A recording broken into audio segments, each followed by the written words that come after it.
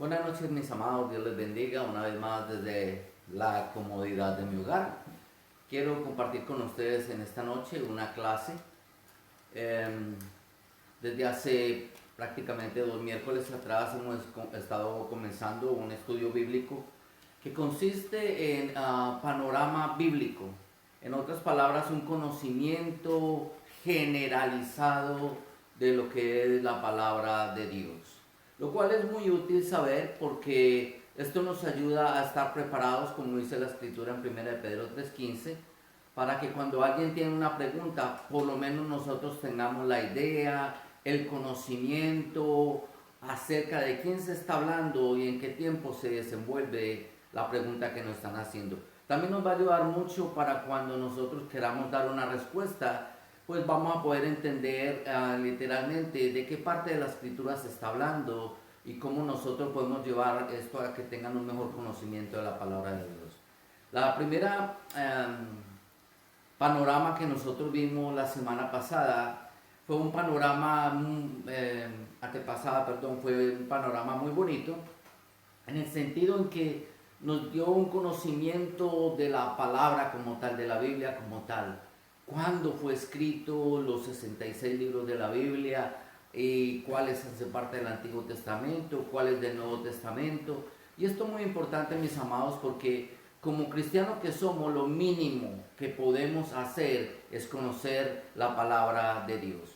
Mucha gente quizás se pregunte si hay necesidad de hacerlo. Mi respuesta concreta y radical es sí, sí hay necesidad. Cuando tú vas a un trabajo y comienzas un empleo, te van a pedir que tú tengas unas calificaciones y unas cualificaciones para el trabajo. Y eso va a implicar que tú tengas conocimiento de lo que tú tienes que hacer, desde lo más básico hasta quizá lo más especializado que tú hayas llegado a estudiar para el desempeño de este oficio o trabajo. Pues mi amado, de igual manera nosotros como siervos de Cristo, como discípulos de Cristo, nos vemos en la absorbente necesidad de dedicar mucho tiempo y mucho conocimiento para conocer el compendio de la Escritura. Si nosotros decimos que somos cristianos, mi amado, como si fuese un título, pues la verdad no vale mucho la pena conocer la palabra de Dios, porque hay muchos cristianos que se llaman cristianos y no saben ni cuántos libros tiene la Biblia.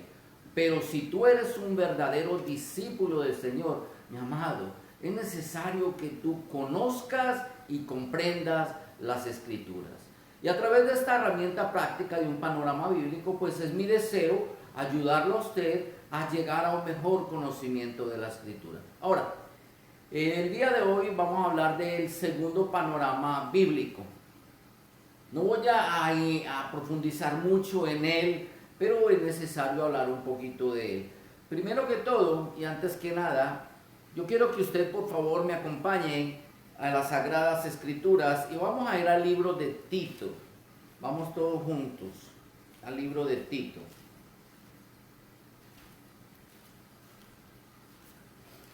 Tito. Perdón, yo pongo mis gafas por aquí. Ok. Gloria a Dios. Ok, en el libro de Tito, Pablo le habla a su discípulo y le dice algo muy interesante. Ya les voy a decir dónde está.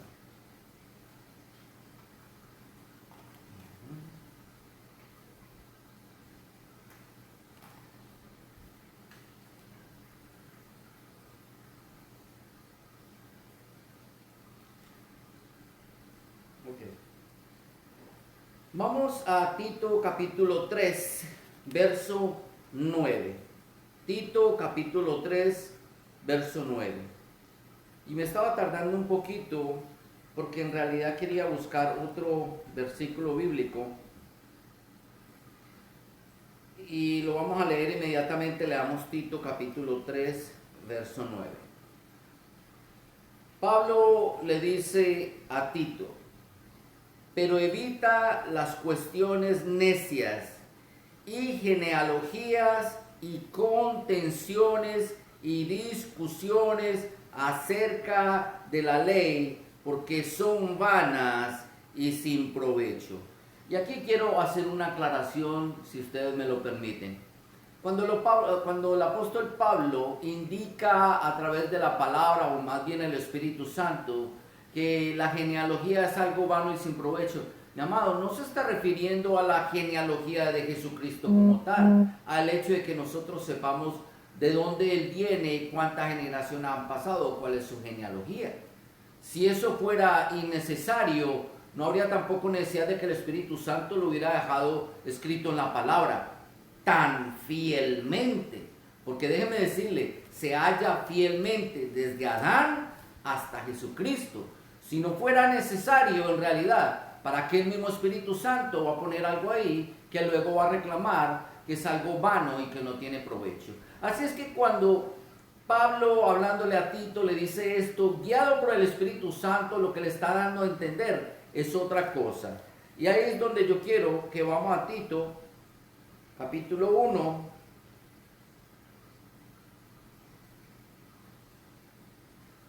Vamos a leer desde el verso 9 en adelante, yo les digo hasta dónde. Verso 9 dice, que sea retenedor de la palabra fiel tal como ha sido enseñada. Oiga esto es palabra de Dios y nos está mandando no solamente a Tito, sino a todos los Titos del mundo, a todos los Titos como tú y como yo que queremos ser discípulos de Cristo, que hagamos una cosa muy importante y es retener la palabra fiel tal como ha sido enseñada, para que también nosotros podamos exhortar con sana enseñanza, oiga esto, con sana enseñanza y convencer a los que contradicen.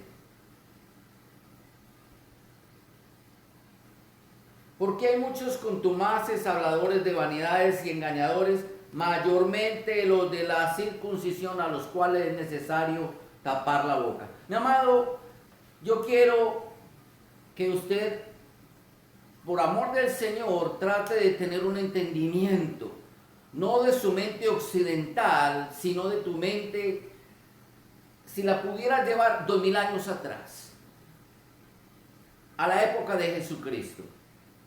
Viene el Señor, no creen en Él, lo matan, lo crucifican, resucita, se manifiesta al mundo, se deja ver de muchos testigos, levantado y es llevado al cielo.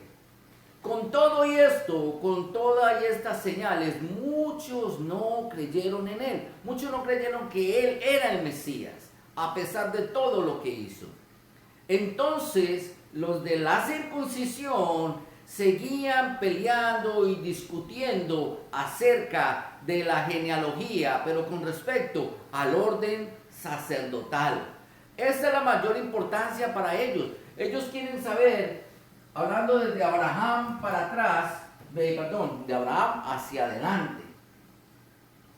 Hablando desde Abraham, ellos quieren saber toda la genealogía, Isaac, Jacob, vienen las 12 tribus, y luego salta hasta Moisés.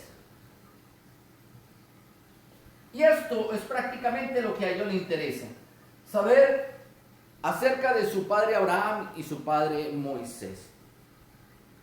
Y ellos le decían muchas veces a Jesús, nuestro padre Abraham tenemos, de su linaje somos.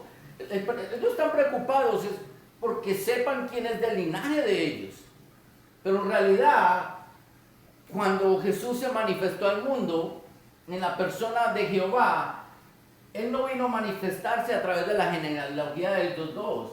Él ya había dicho desde un principio que iba a venir por David. Y eso está declarado en la palabra de Dios. Y yo quiero decirle esto para que usted entienda que cuando Pablo exhorta a Tito, es para que no caigan estas discusiones que no tienen sentido, que son vanas.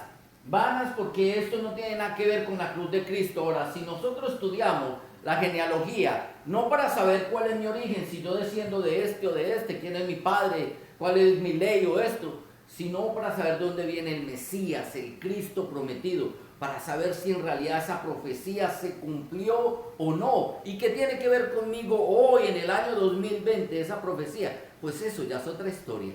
Y ese es trabajo de nosotros, los discípulos de Jesucristo, los siervos de Cristo. Entonces entendámoslo claramente, que a lo que se refiere la Escritura es no detenernos a pelear, como lo estamos viendo hoy en día, si nosotros somos de la familia hebrea o no. Ay, perdonen que estamos en directo, pero estamos haciendo lo mejor que podemos. By the way, mientras arreglamos un poquito la cámara,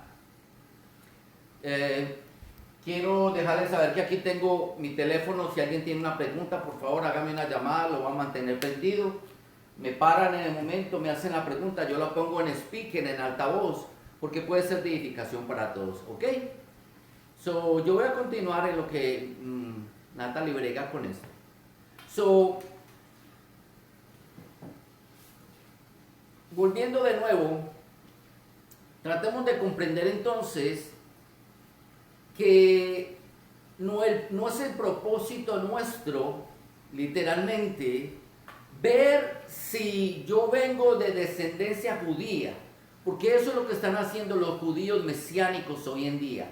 Ellos todavía piensan, o ellos piensan, que nosotros somos el Israel espiritual. Y como somos el Israel espiritual, entonces que mi apellido Martínez, Giraldo, Restrepo, el apellido que yo tenga, entonces es descendencia judía, porque yo soy un descendiente judío. Que yo desciendo de la familia de Abraham, de Isaac, de Jacob, de una de las 12 tribus, la de Dan, la de Efraín. Mi amado, no hace sentido, no vale ni siquiera la pena, no es importante. Ahora, lo que sí es importante para nosotros, una vez más, es enfocarnos en el ministerio, en la vida, en la muerte y la resurrección de nuestro Señor Jesucristo. También este panorama es importante, mi amado, porque sepa y entienda que muchas personas tienen la duda, tienen la incertidumbre y no saben nada acerca de los pactos y las promesas hechas por Dios para el pueblo de Israel. Si tú tienes una idea a manera global, generalizada, de este panorama, no lo vamos a aprender de memoria, son muchísimos nombres de muchas personas para aprendernos, pero de manera generalizada, mi amado, tú por lo menos vas a tener una herramienta con la cual tú puedas comprender la pregunta de ellos y poderlos llevarlos o redirigirlos hacia la verdad de Jesucristo. Voy a comenzar entonces, porque quiero hoy traigo una pequeña adición a este panorama, y esto es lo que más me voy a enfocar, pero hoy quiero hablar brevemente entonces acerca de la genealogía de Jesucristo. La genealogía de nuestro Señor Jesucristo es realmente bien interesante. Perdóname, que estoy moviendo cosas aquí. Es bien interesante, mi amado, porque, como les decía hace un momento atrás, la Escritura capta completamente la genealogía de Jesucristo. Y esa genealogía, déjame decirte, todavía sigue hasta el día de hoy. Se los voy a explicar. Vamos a comenzar entonces con el pasado. En la historia tenemos el primer hombre de la faz de la tierra, que se llamó Adán. ¿Ok? Entonces Adán es el padre de todos los vivientes, como Eva es la madre de todos los vivientes. Indiscutiblemente, mi amado, tenemos que partir del punto de la vida de Adán para adelante. De Adán para atrás sabemos, porque la Escritura lo menciona, que hay más creaciones, pero, mi amado, no son creaciones humanas, son creaciones angélicas, ángeles, arcángeles, serafines, querubines, y la Biblia los menciona por todas partes. Pero con respecto al hombre, al ser humano, nuestra genealogía, incluyendo entonces la de Jesucristo, comienza con Adán. ¿Y por qué digo incluyendo la de Jesucristo? Porque la palabra trae una sentencia que nosotros no podemos pasar por alto. Vamos al libro, o a la carta mejor, de Primera de Juan, capítulo.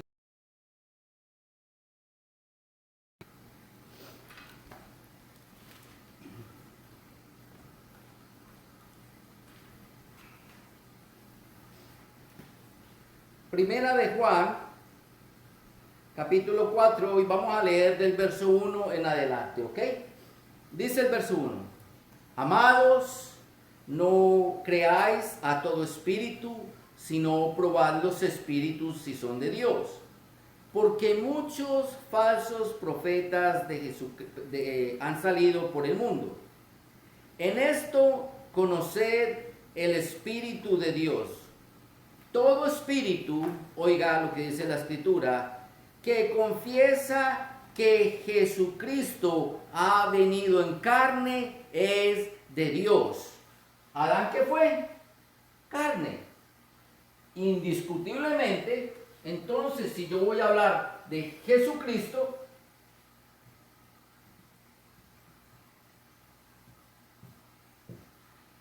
tengo que comenzar en este árbol genealógico con Adán. Porque de lo contrario, si yo digo que Jesús es únicamente, exclusivamente Dios o un ángel creado, que no es un ser humano, entonces me convierto en lo que dice el verso número 3. Verso 3 dice: y todo espíritu que no confiesa que Jesús Cristo ha venido en carne, no es de Dios. Y este es el espíritu del anticristo, el cual vosotros habéis oído que viene y que ahora ya está en el mundo. En otras palabras, si yo no hablo de esto y si yo no creo en esto, yo mismo me estoy convirtiendo en un anticristo. Un anticristo. Y dice la escritura, ya están aquí. Y ese es Juan hablando, el autor de Primera de Juan. 2000 años atrás, desde hace 2000 años atrás, este espíritu que niega no solamente la deidad de Cristo, pero la persona de Cristo como hombre, como carne, han existido. Esto no es para los últimos tiempos, siempre han existido. Pero nosotros entonces comenzaremos hablando de Adán. A rasgos generales, mi amado, sin parar mucho en el panorama, yo los voy a invitar a que ustedes escudriñen en sus casas, en su tiempo. Yo les voy a dar las citas, por favor, tome nota, por favor, tome nota. Usted no va a querer que yo le dé una clase aquí de 1 hora diciéndole 80 nombres de personas, ¿cierto que no? Especialmente los nombres bíblicos que son tan facilitos de decir y de recordar. Pero les voy a dar sí las citas bíblicas para que entonces ustedes comiencen con esa genealogía. Algo bien interesante que podemos mirar, y comenzando en Génesis capítulo 5, vamos a mirar los descendientes de Adán. No todos los descendientes de Adán hacen parte de la genealogía de Jesucristo. Entonces, sabemos que Adán tuvo primero 2 hijos, Caín y Abel, que Caín mató a Abel, y en reemplazo de Abel Dios le mandó otro hijo que se llamó Set.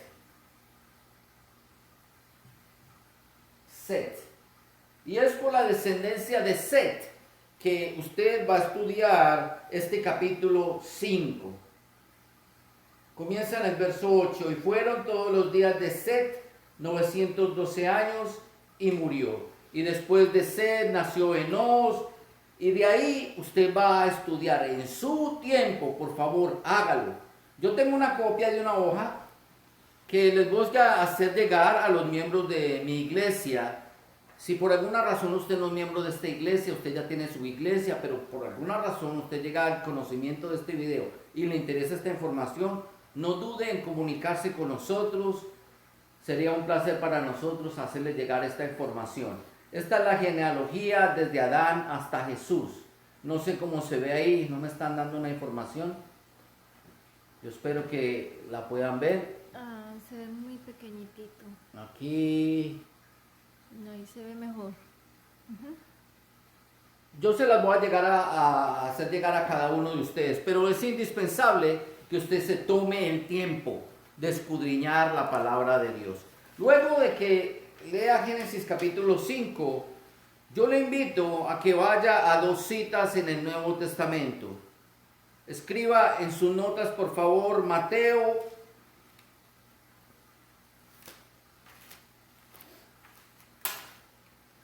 capítulo 1. empieza desde el verso 1 hasta el 17. Y el título que tiene es Genealogía de Jesucristo. Y eso es lo que nosotros estamos viendo. Genealogía de Jesucristo. Para que usted se dé cuenta que sí es importante para Dios.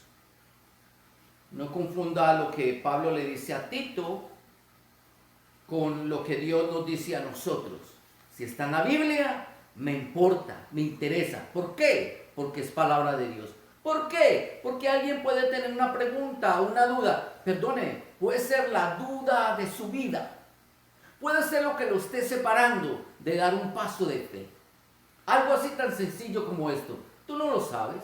Yo sé que tú tienes tu propia pregunta que te trajo el conocimiento de Cristo. Algo que tú tenías en tu corazón, que alguien lo contestó, que tú dijiste, definitivamente esto era. Mi amado, tú no sabes si está la pregunta de alguien. Es necesario que nosotros como discípulos de Jesucristo estemos perfectamente preparados, incluyendo entonces esto. Entonces vas a leer en el libro de Mateo, el capítulo 1 del 1 al 17, y también vamos a leer en Lucas, capítulo 3, verso 23 al 38. Lucas, capítulo 3, verso 23 al 38. Y yo voy a avanzar rápidamente entonces con esto. Usted va a hacer la lectura correspondiente. Sabemos entonces que es por la línea de Set que vamos a estudiar este panorama. ¿Ok? Lo importante de recordar son ciertas fechas o personajes importantes de la Biblia, porque esto hace parte del panorama general que también vamos a estudiar. Vamos a mirar entonces aquí a Noé, un personaje importante. De Noé, luego Dios llamó a Abraham, que se llamaba Abraham, pero vamos a ponerle el nombre correcto.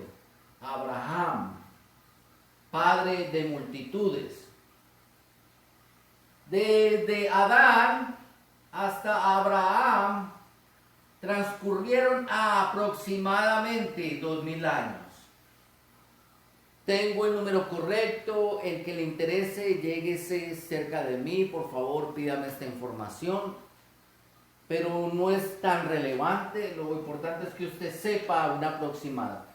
De Adán, el siguiente personaje importante que nosotros tenemos, de la genealogía de Jesucristo, entonces es el hijo de Israel. El hijo de Israel, el cuarto hijo de Israel, que vino a ser, por decir así, el primogénito espiritualmente hablando, porque la misma escritura aclara que aunque Judá era el primogénito espiritual, el derecho a la primogenitura era de José. ¿Ok? So, Judá es importante porque nosotros sabemos quién es Jesús. Jesús es el león de la tribu de Judá. Así que mi amado, él hace parte de esta generación. Y de Judá, el segundo personaje importante que nosotros vamos a encontrar va a ser el rey David. Okay. Con David sucede algo muy interesante. No interesante solamente, sino importante. Vamos al segundo libro de Samuel. Segundo libro de Samuel, capítulo 7, y vamos a leer el verso 12 y 13. Y dice la escritura: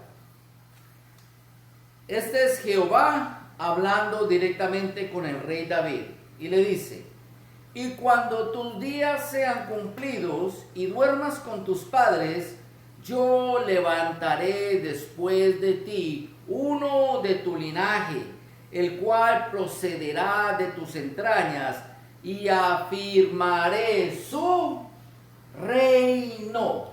Entonces, con David viene una promesa, la promesa del reino.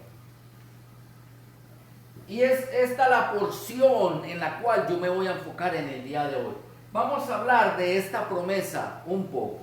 Pero entonces con David viene la promesa de un reino. Más sin embargo, usted se va a dar cuenta de algo bien interesante. Que la genealogía del libro de Mateo y la genealogía de Lucas capítulo 3 son completamente diferentes. Vienen por dos personajes distintos. El primero es Salomón, su hijo, y el segundo es Natán, su hijo. Entonces por Salomón viene una descendencia que es conocida como la descendencia de José, el esposo de María. Y esta descendencia es importante porque es la que le va a dar a Jesús, nuestro Señor Jesucristo, el derecho al sacerdocio. Oiga lo que está escuchando. Por la línea de Salomón, que es el esposo de María, viene entonces el sacerdocio, pero también viene el reino. Y esta genealogía se encuentra en el libro de Mateo. Entonces aquí tenemos a Jesús como rey.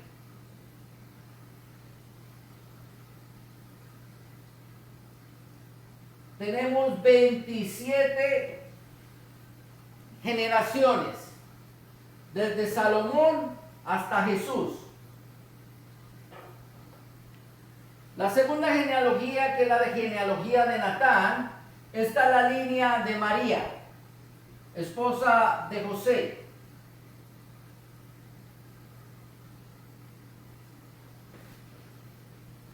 Y esta genealogía también es muy interesante porque nos va a hablar de Jesús como hombre. Por eso está en el libro de Lucas. Lucas presenta a Jesús hombre, como hombre. Lo interesante de esta genealogía, muchas cosas, by the way, son muy interesantes, y es que es en la única genealogía donde la última persona es una mujer, que es María. Otra cosa bien interesante, que aquí hay 42 personas, desde Natán hasta María. O sea que hubo más personas que la línea de Salomón. Generaciones. Personas, sí, pero son generaciones. El hijo, del hijo, del hijo, del hijo, del hijo. Son generaciones. Muy buena la pregunta de Natalie. Que si son personas o generaciones. Son ambas cosas. Las personas somos parte de la generación. Algo muy importante de nosotros aprender rápidamente de acá es que desde Adán, oiga lo que le voy a decir, desde Adán hasta Jesús, como rey, hay 60 generaciones. Desde Adán hasta Jesús, como rey, hay 60 generaciones. Desde Adán hasta Jesús, por la línea de María, como hombre, hay 74 generaciones.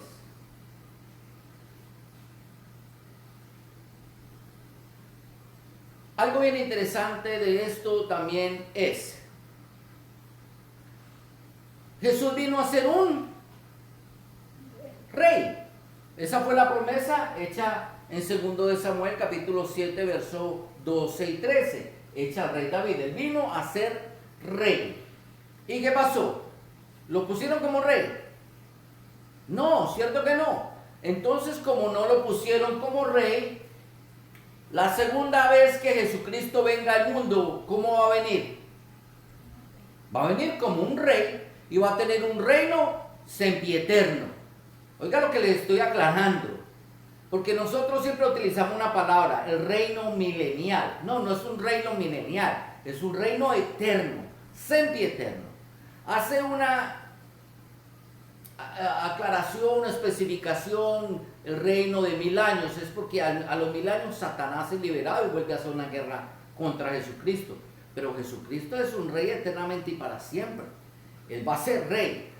Y esto se lo digo porque la segunda vez que Jesús venga, va a venir como rey. ¿Ok? Ahora, vea lo interesante. De Adán a Abraham han transcurrido aproximadamente 2000 años.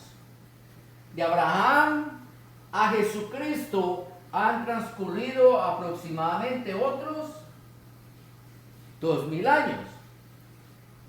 Y de Jesucristo hasta nuestros días, hasta el día de hoy, han transcurrido aproximadamente otros 2000 años. Un poquito más, un poquito menos. Son 2000 años. Ok. En otras palabras, la historia de la humanidad tiene 6000 años. 2000 de Adán a Abraham, más 2000 de Abraham a... Estoy aquí. De Adán a Abraham, 2000 años. De Abraham a Jesús, más otros 2000, ya son 4000. De Jesús a nuestros días, son otros 2000, tenemos 6000 años. Ok, 6000 años. Si yo divido estos 6000 años en 60 generaciones hasta la persona de Jesucristo, para que Él venga como rey por segunda vez, entonces me van a dar generaciones de 100 años. Porque 60 dividido por 6000 da 100. Generaciones de 100. Aproximadamente. Déjame yo se lo explico. Aproximadamente hay una división o una separación de 100 años desde Adán hasta Jesús. Hay gente que lo tuvo más viejo, otros muchísimo más joven, de 40 años, de 20 años. Pero es un aproximado. Y este aproximado me da de 100 años, lo que nosotros le conocemos como de Miria. Miria es tomar el más alto y el más bajo, sumarlo y dividirlo por 2, me da el Miriam. Este es el Miriam de la edad. Ahora, esto es importante, mis gafas, por una escritura que nosotros estamos aguardando, y literalmente no nosotros como iglesia. Nosotros no vamos a estar aquí. Cristo va a ser levantado. Perdón, la iglesia va a ser levantada por Cristo. Cristo ya se levantó entre los muertos, aleluya. Vamos al libro de Mateo, capítulo 24. Y Mateo capítulo 24, mi amado, no es para la iglesia, eso es para el pueblo de Israel.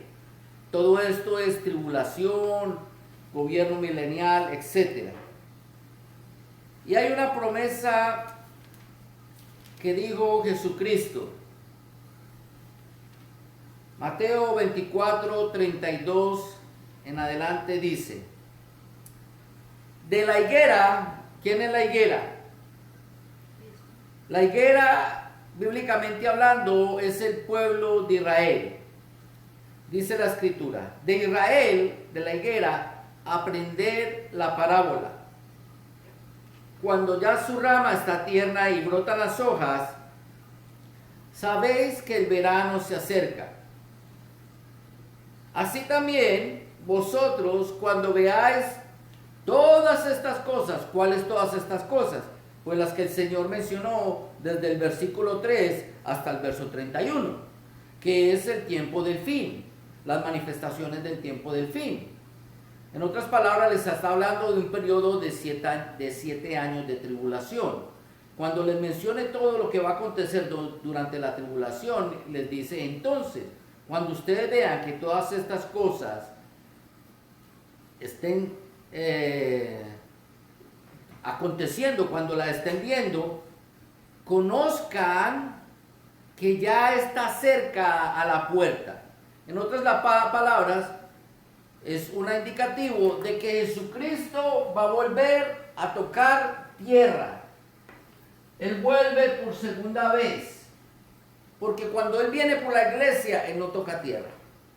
Cuando Él viene por la iglesia, Él nos espera allá arriba en las nubes, como dice Primera de Tesalonicenses, capítulo 4, verso 13 al 17. Nosotros vamos a ser levantados, pero no vamos a anteceder a los que ya durmieron en Cristo, a los que murieron en Cristo. Ellos van a ser resucitados primero.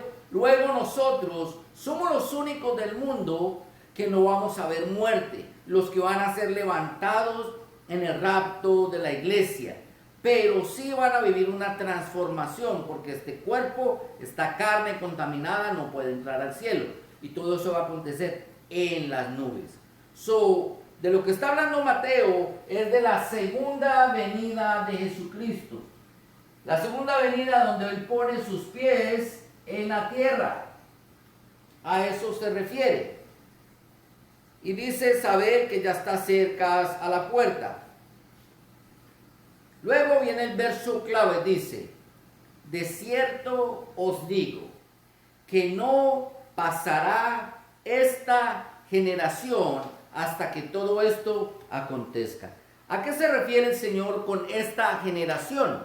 Pues el ejemplo nos lo dio en el verso anterior o los dos anteriores, que estaba hablando de la higuera, aprender la parábola. En otras palabras, Él no está hablando de la iglesia, no está hablando literalmente del pueblo de Israel. Él está diciendo, de la generación de Israel, nadie va a perecer sin que esas cosas acontezcan. Y esto es bien interesante, mis amados, porque Israel en el año 70, por el emperador Vespasiano, que mandó a su hijo, el general Tito, a destruir la nación de Jerusalén, el templo, a robarlo, a saquearlo, se dispersó por el mundo entero. Israel dejó de ser una nación. No que dejaran de haber israelitas, no, habían israelitas, lo único que fueron regados por todo el mundo entero. Y a eso nosotros le conocemos como la diáspora. Diáspora que comenzó antes con Nerón, cuando empezó a hacer una persecución de la iglesia. Y empezó tal vez un poquito más antes, si nosotros vamos a Hechos capítulo 9 al 8 y vamos a leer la historia de quién era Saulo de Tarso. Saulo de Tarso comenzó con la dispersión de los cristianos, pero literalmente de los israelitas fue Nerón. Empezó a perseguirlos a ellos y luego Tito se encargó de erradicarlos del territorio donde están ahora y se regaron por el mundo. Fueron a vivir muchos de ellos a Rusia, lo recibieron en Rusia y muchos de ellos aún están aquí en nuestra amada y preciosa nación. Ahora, interesante que el 14 de mayo de 1948, 14 del 48, 14 de mayo de 1948, se cumplió una profecía bíblica del libro de Ezequiel, donde decía la escritura, y se hará y nacerá una nación en un día. Pues sí, nació en un día, 14 de mayo de 1948. Muchas de estas personas volvieron por primera vez a su territorio, a su nación, a su tierra, a la tierra de su padre Abraham, Isaac, Jacob. Tierra que compraron con precio, por dinero la compraron. Tienen el título de propiedad de esa tierra. Y regresaron en el 14 de mayo de 1948 y pisaron por primera vez el aeropuerto Ben Gurión en Tel Aviv. Y de allí tomaron de nuevo esta nación. Y esto sucedió en el año 1948. Bíblicamente hablando, y esta información se la voy a dar en otro momento porque quiero alcanzar a darle la clase que estaba preparada para hoy. Hay generaciones de 20 años, generaciones de 40 años y generaciones de 70 años, pero hay generaciones también de 100 años, como nosotros lo estamos viendo aquí. Y esta generación de 100 años es muy bonita, porque me recuerda mucho a Abraham. Abraham se le anunció el hijo de la promesa. Y ese hijo de la promesa, Isaac, es figura de Jesucristo. Jesucristo es la promesa para el mundo, el hijo de la promesa de Dios para el mundo.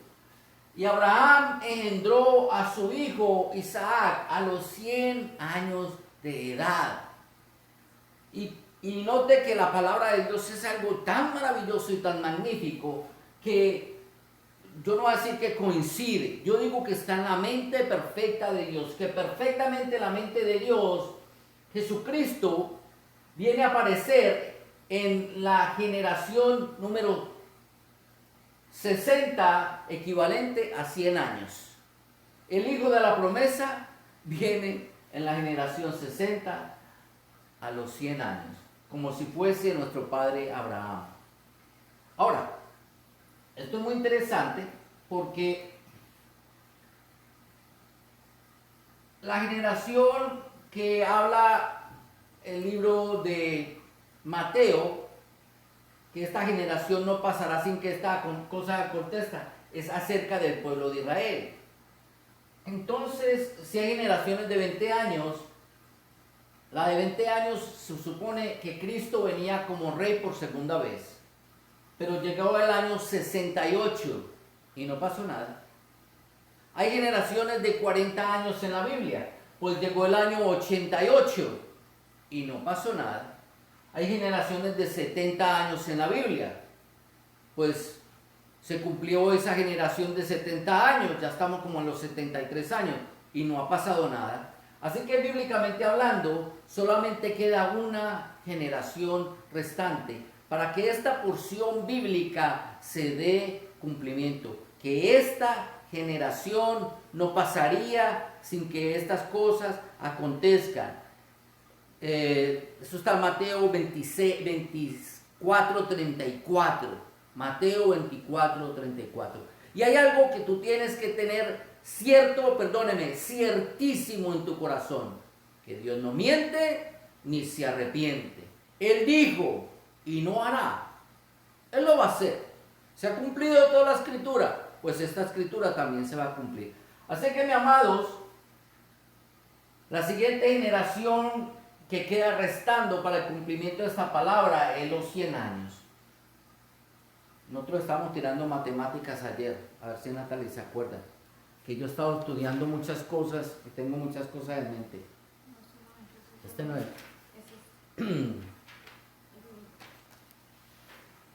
No, estaba buscando mi información. Estamos tirando cálculos y del 48 a hoy, hasta hoy, ¿cuánto hay? 62. No, 72. 72, porque estamos en el 2020, 72 años. O sea que la última generación, que era una generación de 70 años, ya pasó. Esta de 74 no es, en otras palabras, no es que Cristo va a venir en 2 años. Yo no lo creo. Porque esta generación es de Cristo como hombre, y Él no viene como hombre. Él viene como rey, a reinar eternamente y para siempre. Y Él tiene que dar cumplimiento a lo que dice la Escritura. En otras palabras, estamos en un rango de 28 años. Pero voy a agregar algo más todavía, si usted me lo permite y con todo el respeto. La Biblia dice, la Escritura, que nadie sabe ni el tiempo ni la hora cuando el Señor ha de venir. Yo no estoy poniendo una hora y yo no estoy poniendo un tiempo.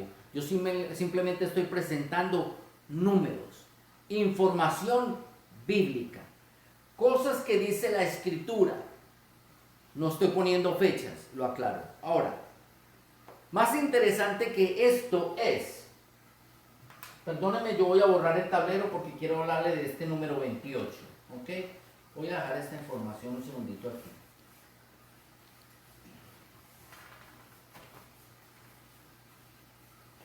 Reino, no me olvide hablar del reino.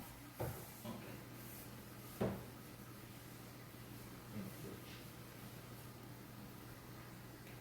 28. Supuestamente quedarían 28 años, un lapso de 28 años, para darse cumplimiento a esta generación de 100 años, para que se cumpla Mateo 24:34. Muy bien. Pero entienda que estos 28 años es para la segunda venida de Cristo, cuando el Señor viene y desciende y pone sus pies sobre la tierra y pelea la guerra de Armagedón y vence a Satanás y a los ejércitos del mundo. Interesante es que usted tiene que tener en cuenta que 7 años antes la iglesia ha sido levantada, ha sido llevada para el cielo en el rapto. Nosotros hemos sido levantados. Curiosamente, casi todas las señales para la segunda venida de nuestro Señor Jesucristo ya están dadas. Eso quiere decir que nosotros estamos en la alborada de ser levantados de este planeta Tierra. Y les digo esto porque lo prediqué el día domingo, mi amado, como decía Pedro, el apóstol Pedro, sabiendo nosotros que el tiempo de la venida del Señor se acerca, ¿cómo no hemos de vivir una manera santa y piadosa? Es para que tú sepas, mi amado, que no es que nos queden 28 años, estamos en un rango de 21 años aproximadamente, que bíblicamente nosotros, por cumplimiento de una profecía, estamos esperando que Cristo levante a la iglesia. En los próximos 21 años, hasta el año 2041, no que va a venir, pero digo yo, es que el Señor puede venir mañana mismo, si Él quiere, o pasado mañana. Puede venir en el año 100 de esta generación. No tiene que creerme a mí, créale a la palabra de Dios. No es lo que yo diga, es lo que diga la Escritura. Sin embargo, es mi responsabilidad enseñar lo que la palabra de Dios nos enseña, porque yo quiero que tú estés apercibido de la venida de nuestro Señor Jesucristo. Quiero que tú estés apercibido de que hay profecías en su palabra, de las cuales estamos esperando el cumplimiento, y que según la misma Escritura, como nosotros lo vimos, nos indican hacia un tiempo. Pero la verdad que el tiempo solamente lo sabe el Señor. Mi exhortación es que usted viva la vida como si no faltaran 21 años, sino 21 minutos, 21 segundos. Viva su vida cristiana a plenitud, sirviendo al Señor en las manos del Señor. Esta es una información generalizada prácticamente. Ahora, dejando esto de un lado, volvamos a lo que me interesa hablarles en el día de hoy.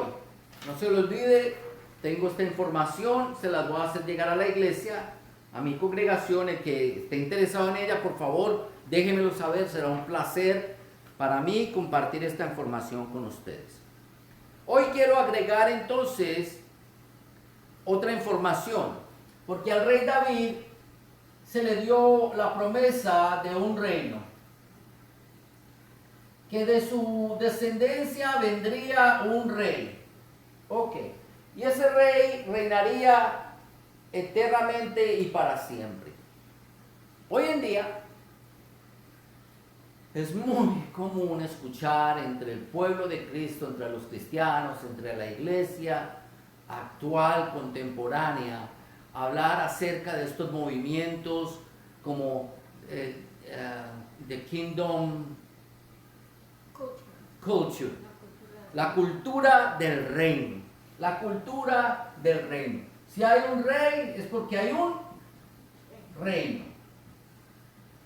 Entonces se habla mucho acerca de la cultura del reino, y en todas las iglesias nos dicen la cultura del reino, que Cristo es el rey, que Cristo es el rey. Y no me malinterprete, por favor, Cristo es el rey de reyes y el señor de señores, lo declara la palabra, la escritura en Apocalipsis, en el libro de Apocalipsis. Él es el rey de reyes y señor de señores. Pero vamos a mirar entonces por la escritura a qué se refiere este reino, porque ciertamente Él va a venir como un rey. Y quiero dejarles saber por la palabra de Dios por qué no es un rey para la iglesia. Él es un rey, pero no es un rey para la iglesia.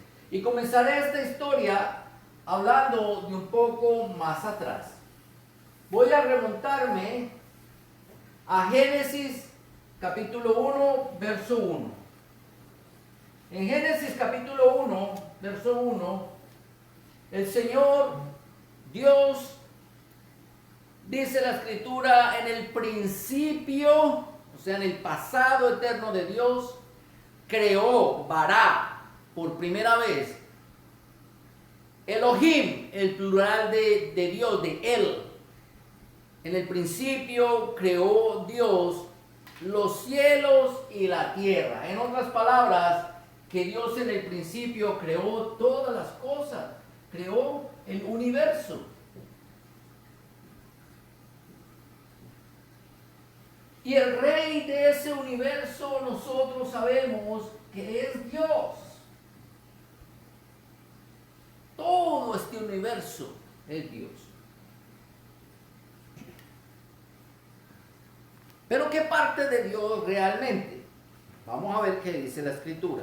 Vayan conmigo al libro de los Hebreos, capítulo 1, verso 1, 2 y 10.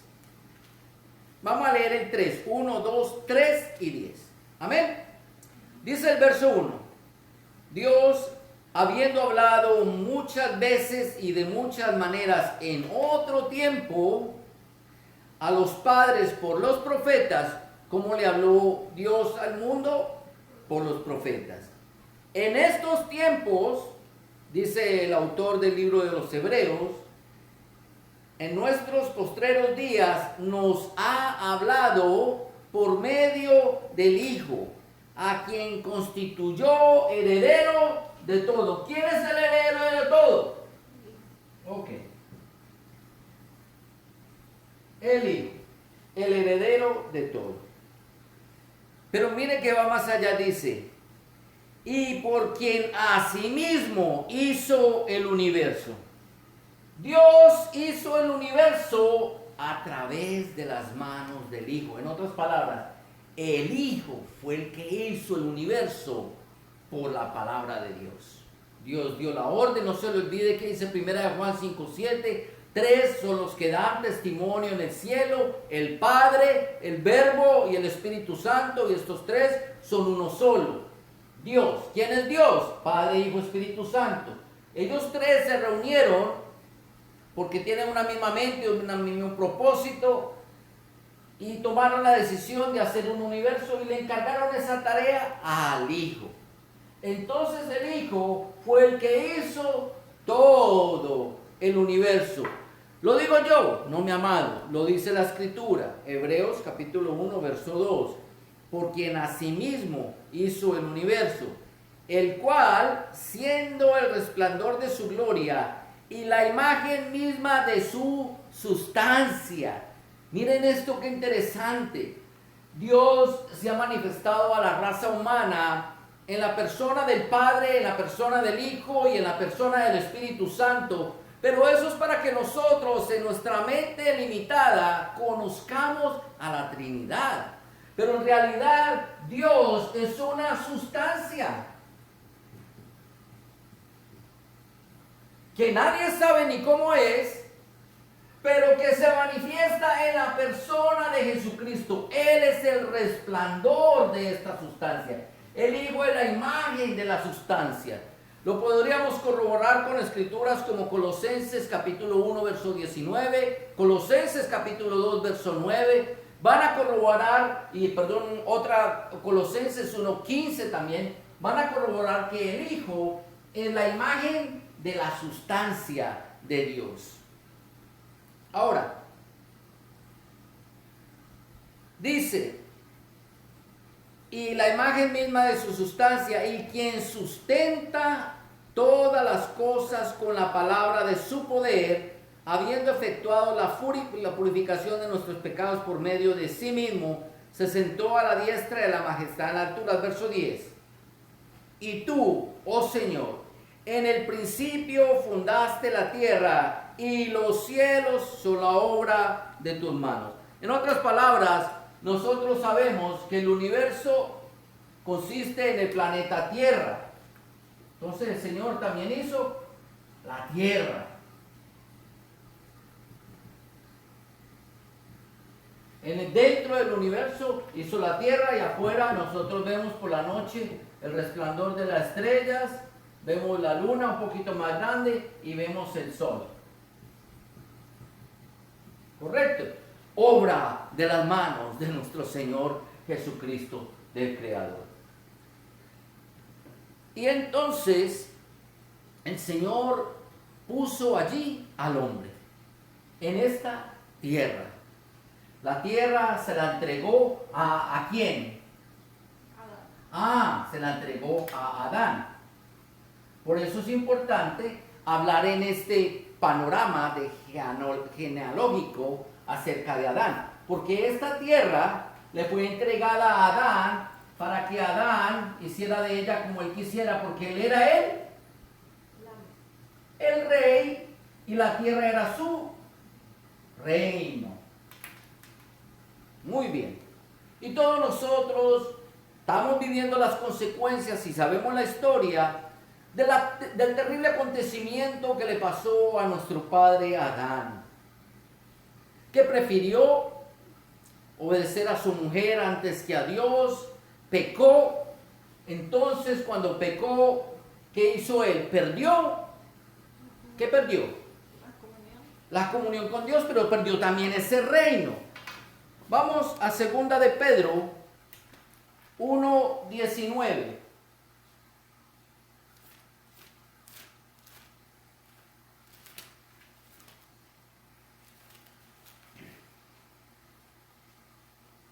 Perdón, 1 de Pedro.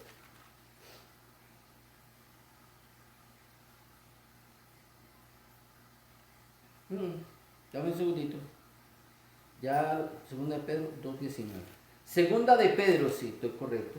2 de Pedro, capítulo 2, verso 19. Perdóname en esta y las que siguen. Estoy poniendo viejo. 2 de Pedro, capítulo 2, verso 19. 2 Peter 2:19. Dice, les prometen libertad y ellos mismos son esclavos de corrupción, porque el que es vencido por alguno se hace esclavo del que lo venció. Adán tenía un reino y él era el rey de la tierra. Perdió el reino en contra de Satanás. En contra de Satán. Y ahora él perdió este reino, ya no es más el rey, y vino a ser de posesión de ¿quién? Vamos a adivinar, dice 1 de Juan 5:19. ¿Cómo es? Dame el 10 que lo diga. 1 de Juan 5:19. ¿Qué dice la escritura?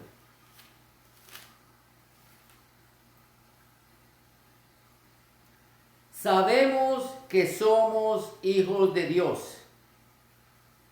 Sabemos que somos de Dios. Y el mundo entero está bajo el maligno. El mundo entero. No es el universo, el mundo, la tierra, lo que nosotros conocemos como tierra, mundo. Está bajo el maligno. Adán perdió la tierra frente a su enemigo. Fue destituido del rey y su reino pasó a ser de Satanás. De ahí que la escritura dice que Satanás también es el príncipe de este mundo. Él nunca va a ser el rey del mundo. Porque el rey, ¿quién es el rey? El único que tenemos. El rey de reyes y el señor de señores. Pero se le conoce como el príncipe de este mundo porque esto lo tiene en posesión temporal. Resulta de que Dios sabía que esto iba a acontecer, hizo una promesa y nosotros conocemos esa promesa. Está en Génesis capítulo 1, verso 1. Luego viene en Génesis capítulo 3, verso 15. Son las dos promesas más antiguas que Dios hace. Y en esa promesa el Señor entonces promete hacer dentro de la tierra un reino aparte. ¿Y este reino cómo se llama? Israel.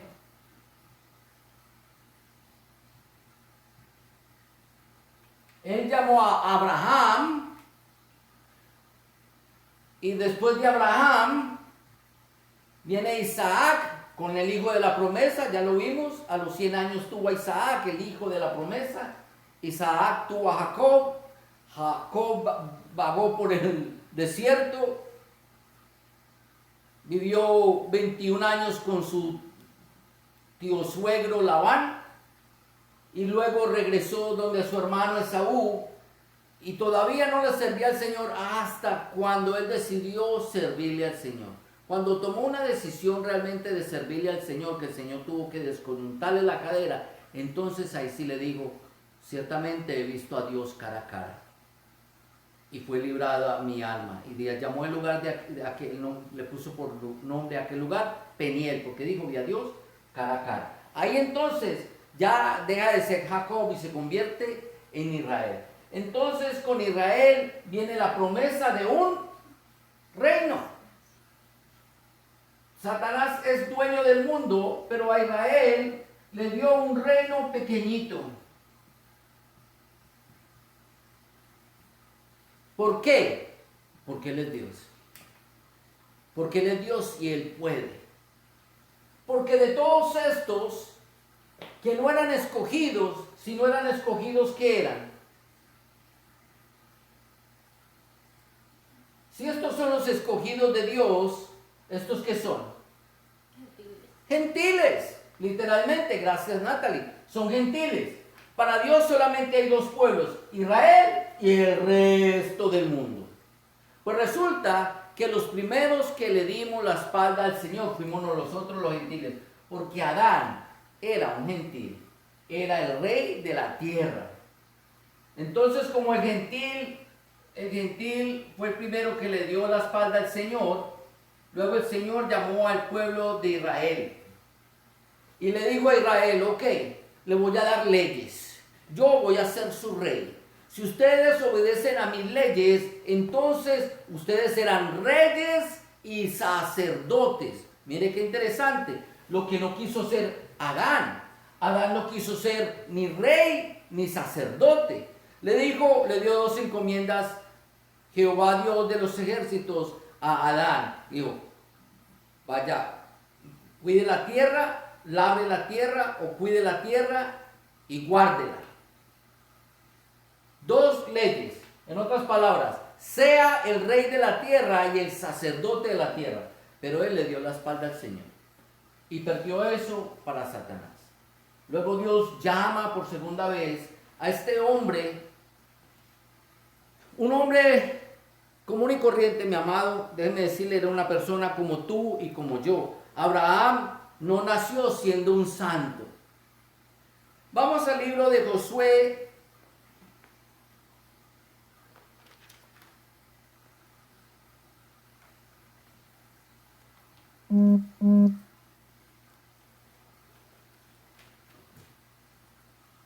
Josué capítulo 24, verso 2.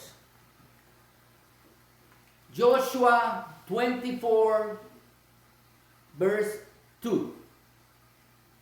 Josué 24, 2 dice, y dijo Josué a todo el pueblo, así dice Jehová, Dios de Israel, vuestros padres habitaron antiguamente al otro lado del río, esto es Taré, padre de Abraham y de Nacor, y servían, plural, servían a dioses extraños.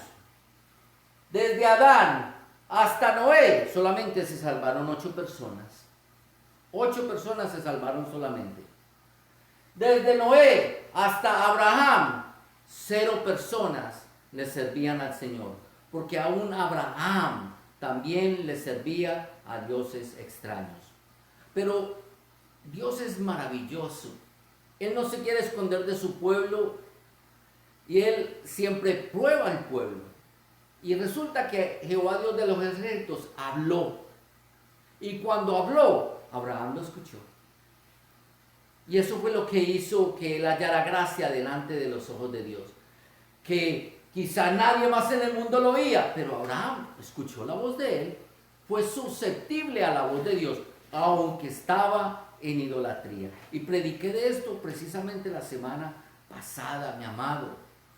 Aunque la gente esté en el pecado, hay veces que Dios habla esperando que lo oigan para traerlos a una vida nueva, a darles una oportunidad nueva. Y eso fue lo que hizo con Abraham. Le dio una oportunidad, la oportunidad de ser nada más ni nada menos que el padre de multitudes, el padre de la fe, como dice Gálatas 3:6 al 9, el padre de la fe. Entonces, a través de Abraham y de su descendencia, como se lo prometió, vino un reino a el mundo. Y se le dio esta promesa. Resulta que tristemente esa promesa no la cumplió tampoco Israel. Lo rechazaron. Israel, que estaban llamados a ser reyes y sacerdotes, rechazaron ese llamado. Ahora Israel también está en negativa con el Señor. También despreciaron al Señor. Una vez más, Dios, siempre anhelando la salvación de las almas, abre una nueva puerta. Pero esa nueva puerta que abrió el Señor tuvo un costo muy alto. Fue el costo de la muerte de su amado Hijo Jesucristo. Y a través de la muerte de su Hijo Jesucristo, el Señor trajo luz a los gentiles. Vamos al libro de Isaías, por favor. Yo me voy a sentar un segundito aquí. Vamos a leer unas citas bíblicas. Vamos al libro de Isaías, capítulo 42, verso 6. Y dice, Isaías 42, 6. Yo, Jehová, te he llamado en justicia y te sostendré por la mano. Te guardaré y te pondré por pacto al pueblo, por luz a las naciones. Oiga estas dos palabras. Pacto al pueblo y luz a las naciones. Quiero que sepa que bíblicamente hablando, perdón que alguien parece que mandó una pregunta, voy a mirar rapidito.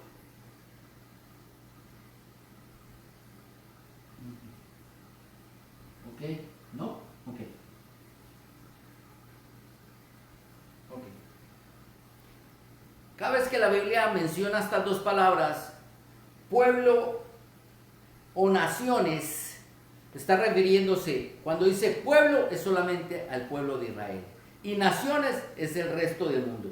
Y dice la escritura que Jehová Dios de los ejércitos iba a hacer un pacto para su pueblo, pero iba a ser luz para el resto del mundo. Y esa luz, mi amado, no vino ni nada más ni nada menos, no voy a decir que con otro reino, pero vino de otra manera exclusiva, mi amado, separando algunas almas del resto del mundo por cuanto Él sería luz para esas almas. Y Él crea su propio cuerpo que le llama la iglesia. Esa iglesia tristemente no vino sino por causa de la cruz de Cristo. Leamos Isaías 49, 6. Isaías 49, 6. Dice: poco es para mí que tú seas mi siervo, para levantar las tribus de Jacob y para que restaures el remanente de Israel. También te di por luz en las naciones para que sea salvación hasta lo postrero de la tierra. Y esto es un reclamo que Jehová Dios le está haciendo al pueblo de Israel. Le está reclamando y le está diciendo: yo te llamé para que tú fueras reyes y sacerdotes, para que tú fueras luz al resto del mundo. Pero lo rechazaron, lo crucificaron. Y le tocó a Él mismo, a través de su muerte y de su resurrección, venir a ser luz para nosotros. Ese era el llamado para su pueblo. Y esa es la exhortación de parte del Señor. Vamos a otra cita bíblica que está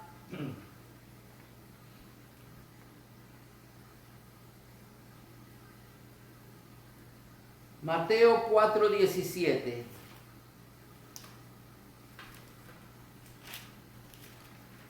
Mateo 4:17.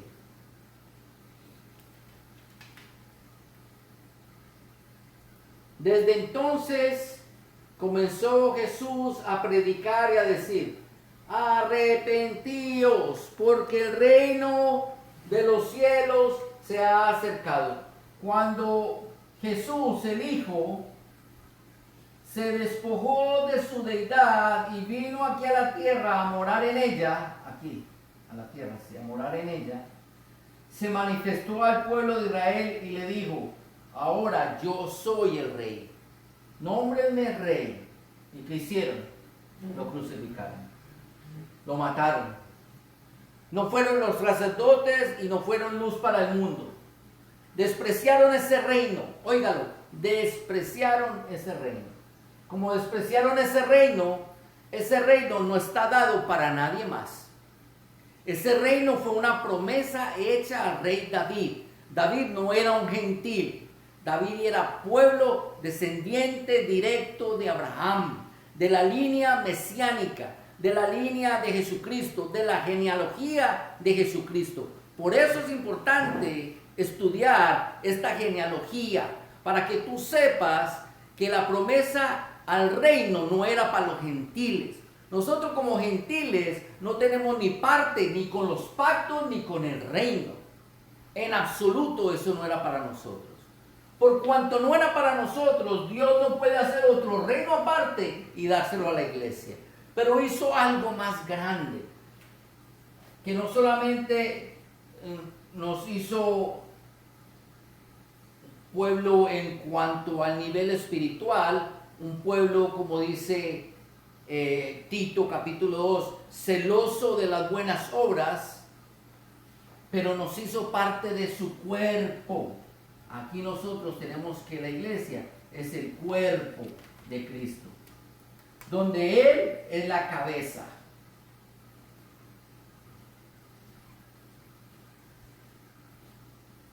Vamos al libro de Efesios, por favor.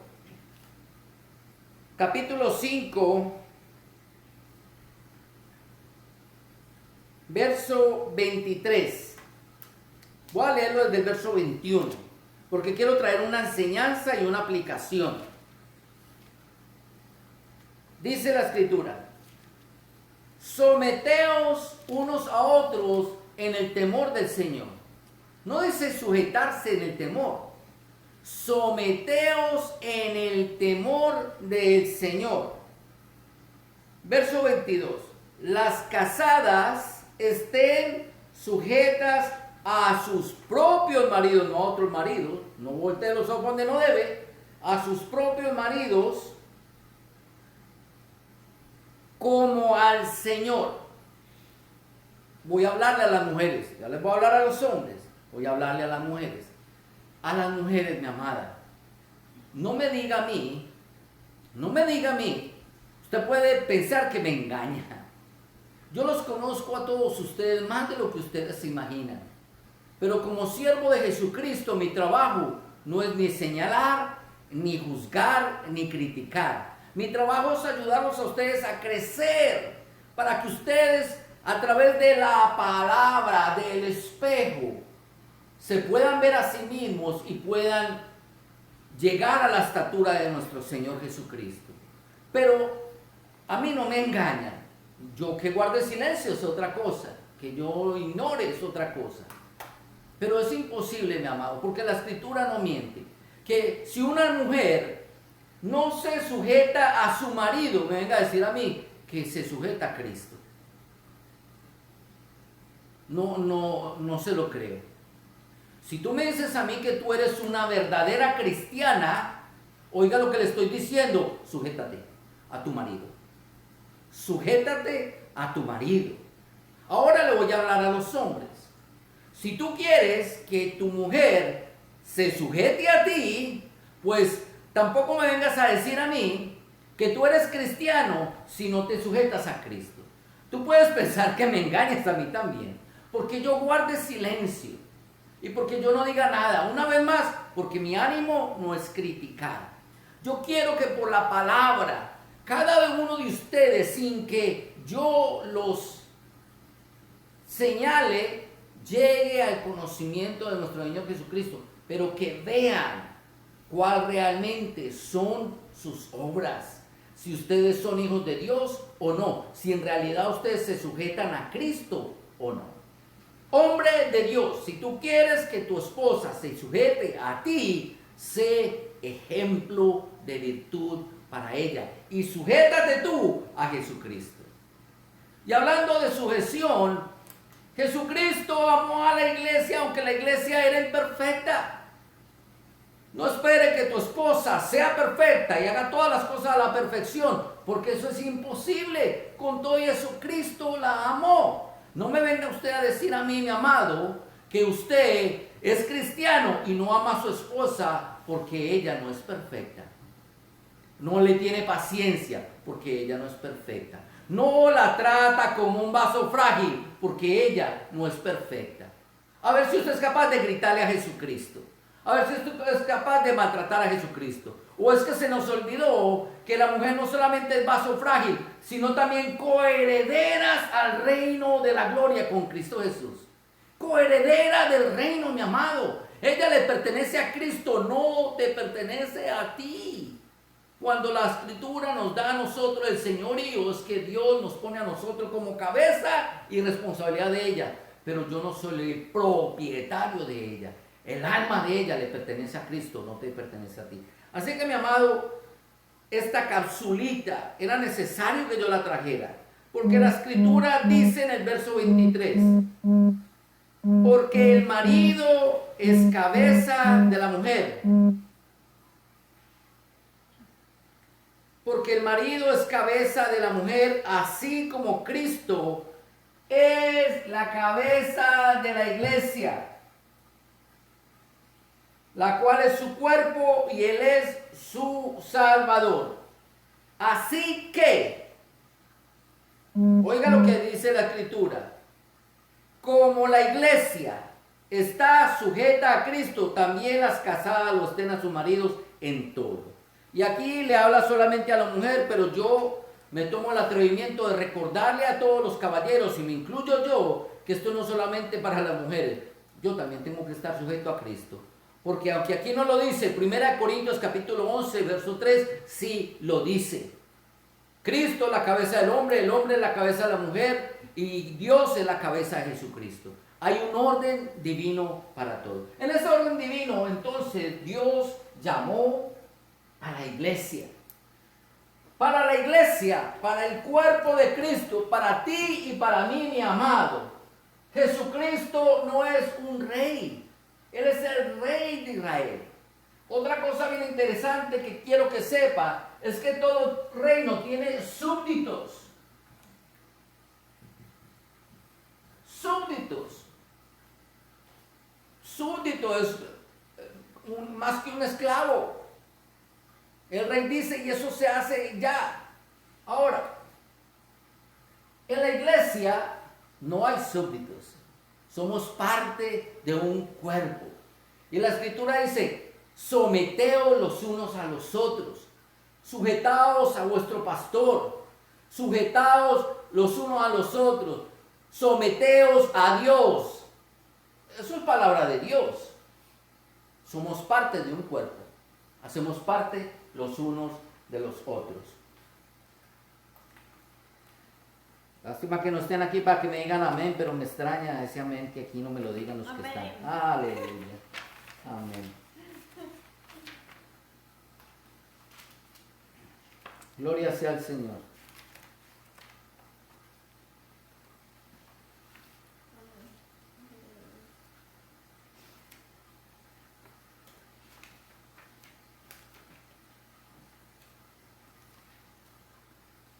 Ok, voy llegando. Entonces, ahora el Señor vuelve y llama al resto del mundo, a los gentiles, pero también a los de Israel que se quieran convertir. En otras palabras, gentiles israelitas son los llamados. Tristemente, cuando el Señor Jesucristo venga a levantar la iglesia en el rapto, muchos que dicen ser, no lo son. Muchos que dicen pertenecer al cuerpo de Cristo, no pertenecen. Y se van a quedar. Y les tengo malas noticias. Vienen situaciones muy difíciles para afrontar durante ese tiempo de la tribulación. Usted no se va a querer quedar acá por ninguna causa. Esto lo vamos a estudiar más a fondo en uno de los panoramas que incluye los tiempos del fin. Por eso no voy a hablar de eso ahora. Pero mi amado, simplemente usted no va a querer quedarse. De tal manera que de estos no van a pasar todos. Muchos de ellos también le van a dar la espalda al Señor. Y muchos de ellos sí van a subir al cielo con el Señor, al reino. Luego Dios le va a dar la oportunidad una vez más. ¿A quién le toca en el turno? A Israel. Al pueblo de Israel. Pero la oportunidad que el Señor le va a dar al pueblo de Israel, desafortunadamente, va a ser bajo tiempos angustiosos, como dice el libro de Daniel. Tiempos angustiosos porque va a ser durante la tribulación. El periodo de la tribulación, que son 7 años.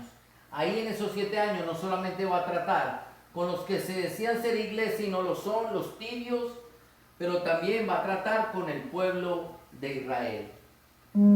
Y muchos también le darán la espalda, pero algunos de ellos irán al cielo después de que el Señor trate con ellos.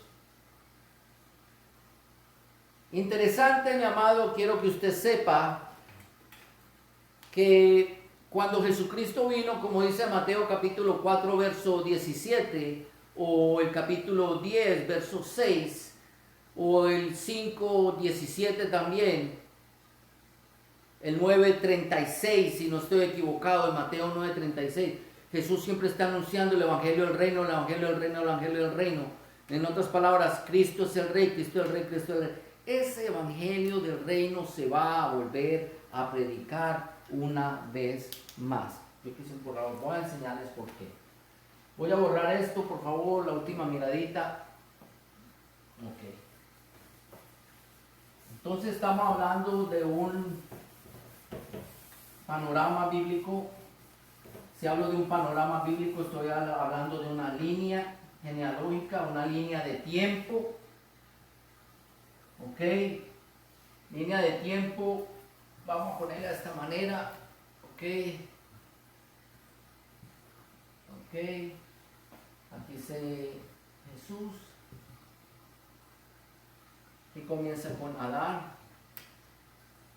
aquí viene con Abraham, 2000 años, luego aquí transcurren otros 2000 años. Este es el rey David, a quien le prometieron el reino viene por su hijo Salomón. En otras palabras, mi amado, esta línea genealógica de Jesucristo no termina aquí. Esta línea genealógica de Jesucristo sigue de nuevo en 2 ramas. ¿Ok?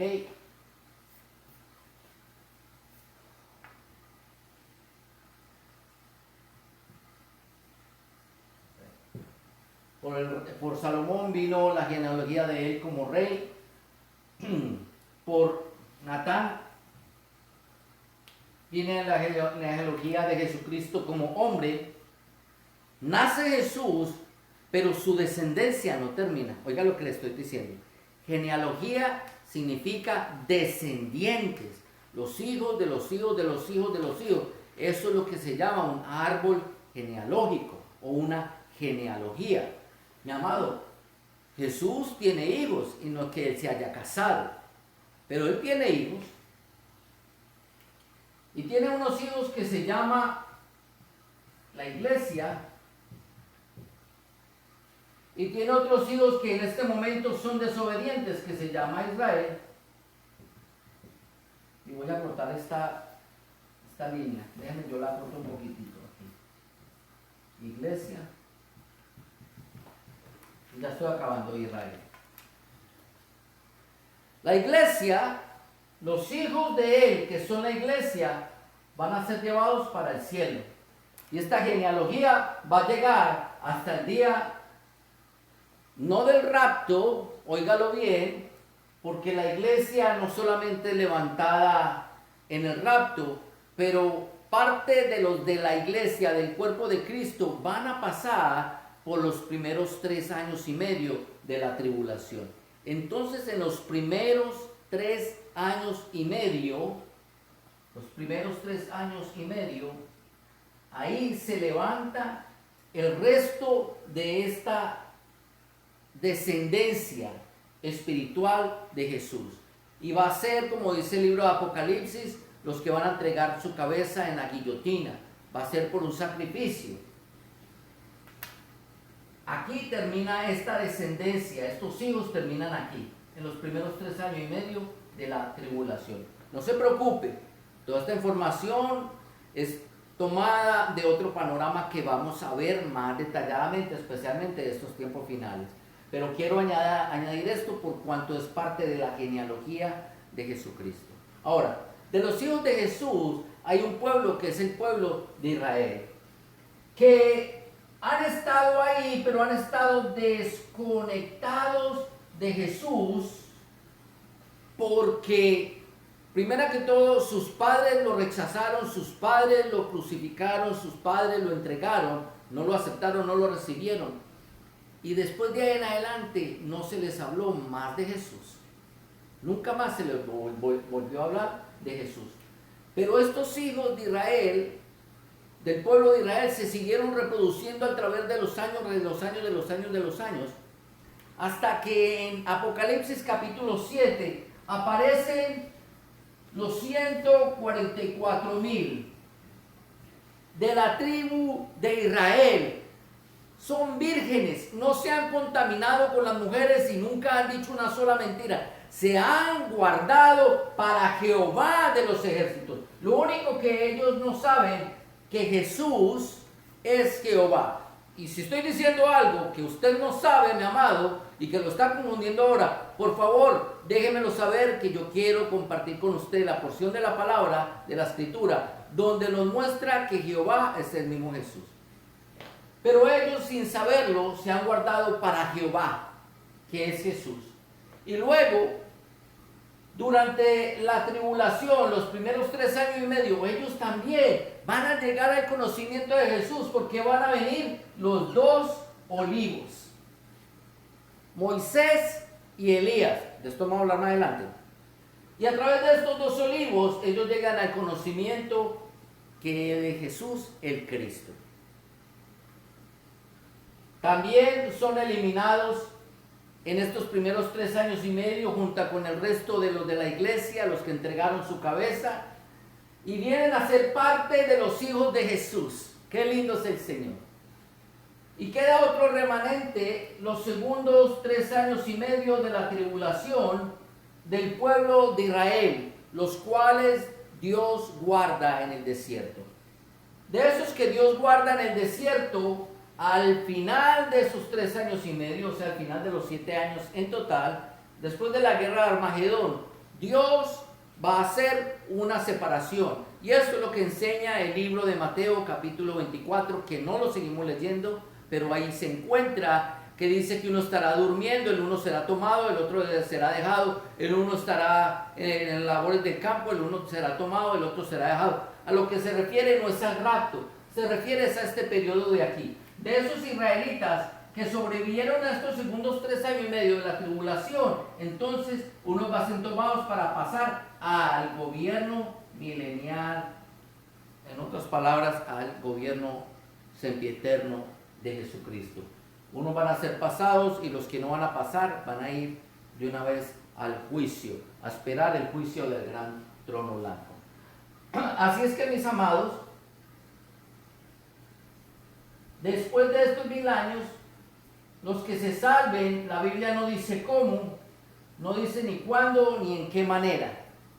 Pero de ahí los que se salven, porque esta tierra va a ser renovada por el fuego, como dice el libro de Segunda de Pedro.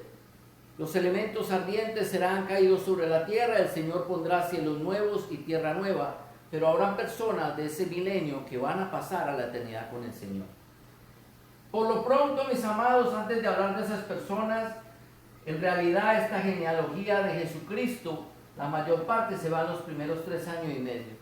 Y la segunda parte es los que queden al final de estos 1000 años, entonces el Señor los va a trasponer para ir al cielo o para habitar la tierra junto con Él. También serán descendientes de Jesús, aunque Jesús será su rey, ellos no les quedará de otra sino que reconocerlo como su rey. El Señor pondrá la ley en sus corazones. Hay mucha escritura al respecto de esto. Y de los que pasen del milenio, de los que lleguen al fin del milenio y estén bien con el Señor, pues pasarán a ser parte de los hijos de Dios. Esa generación, mi amado, no se va a acabar todavía. Esa generación se extiende un poco más. Pero, una vez más, hablamos lo que la Biblia habla y nos callamos donde la Biblia calla. Eso no lo dice la Escritura. Nosotros llegamos hasta nuestro conocimiento, hasta esta línea genealógica. Y les tengo buena noticia, mi amado. Tú eres parte de uno de estos, tú estás por aquí. Y nos gozamos. Porque lo que viene para nosotros es el levantamiento en el rapto aquí primero. En el rapto. Esperemos que no sea de otra manera. Y si tú no has aceptado al Señor, si no has aceptado a Cristo como tu Señor, y no me malinterprete, no como rey, sino como la cabeza, como el jefe de tu vida, no, este es el momento para que lo hagas. La Escritura enseña en Romanos capítulo 10, versos 9 y 10, que si confiesas con tu boca que Jesús es el Señor y tú crees con tu corazón que Dios lo levantó de los muertos, serás salvo. Serás salvo, lo único que se requiere para salvación, mi amado. Haz esta oración de fe, créelo, confiésalo y vendrás a ser parte del cuerpo de Cristo. Vendrás a ser parte de esta preciosa genealogía que comienza desde nuestro padre Adán, Abraham, David, Salomón y todos y cada uno de ellos, hasta ti y hasta mí. Dios los bendiga, mis amados. Por favor, si tienen preguntas, no duden en contactarse conmigo. Yo espero que se hayan gozado. Con esto voy a clausurar por parte del día de hoy lo que les traía para la próxima semana. Quiero redundar un poquito solamente en lo que es el reino. ¿Cuál es la diferencia entre un reino celestial y entre el cuerpo de Cristo? Y esa será nuestra próxima clase. Que Dios me los bendiga y tengan una buena noche y les amo en el Señor. Bendiciones.